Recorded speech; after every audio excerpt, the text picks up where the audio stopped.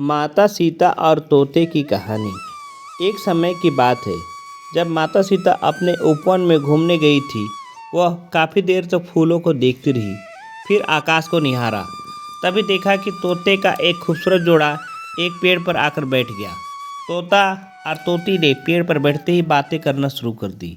तोती बोली, क्या आपको पता है स्वामी कि अयोध्या में श्री राम जी का जन्म हो चुका है। यही वो श्री राम जी हैं जिनका विवाह सीता माता से संपन्न होगा। तोता ने उत्तर दिया, हाँ पता है कि रामचंद्र जी का जन्म हो चुका है और विवाह सीता माता से होगा।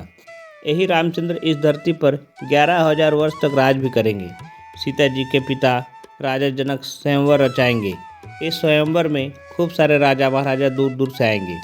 वह सभी राजा जनक द्वारा रखे गए धनुष को तोड़ने में असमर्थ होंगे।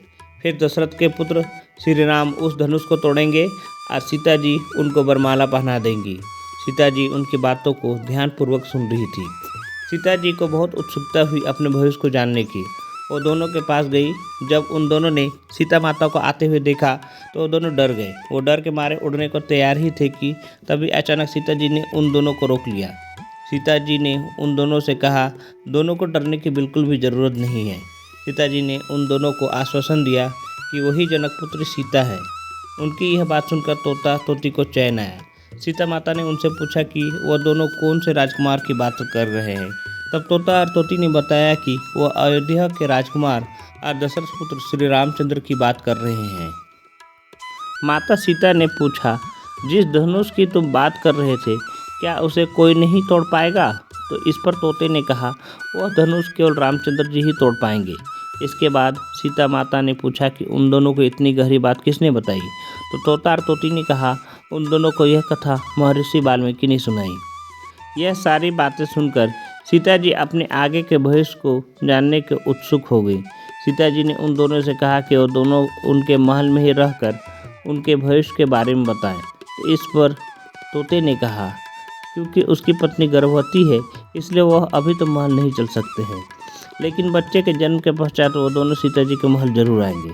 लेकिन सीता माता उनकी बात को नहीं मानी और वह उन दोनों को महल में रुकने के लिए बातें करने लगी। जब वो दोनों सीता जी की बात नहीं माने तो सीता माता ने उस तोती को कसकर पकड़ लिया और तोती ने कहा, कृपा करके सीता जी उसे छोड़ दे। तोते ने भी बहुत गुहार लगाई पर सीता जी नहीं मानी। वह तोती अपने राजमहल ले जाने लगी। तभी तोती ने कहा, वो आखिरी बार कहती है कि उसे सीता जी छोड़ दे वरना वह उन्हें श्राप दे देगी। इस पर सीता जी ने कहा कि राजकुमारी को कभी श्राप नहीं लगता है। अंत में तोती ने श्राप दे ही दिया। तोती बोली कि जैसे आज एक गर्भवती को अपने पति से अलग रहने के लिए बोला जा रहा है, ठीक वैसे ही सीता जी को भी अपनी गर्भावस्था में अपने पति से अलग रहना पड़ेगा। श्राप देने के तुरंत ही बाद में उस तोती ने दम तोड़ दिया। तोती के मरने के बाद तोते को अपनी पत्नी का अभिषेक सहन नहीं हुआ। तोते ने भी सीता जी को श्राप दे दिया कि आने वाले समय में वो तोता ही एक इंसान के रूप में जन्म लेगा और वही श्री राम को सीता जी के महल से निष्कासित करने के लिए वादे करेगा।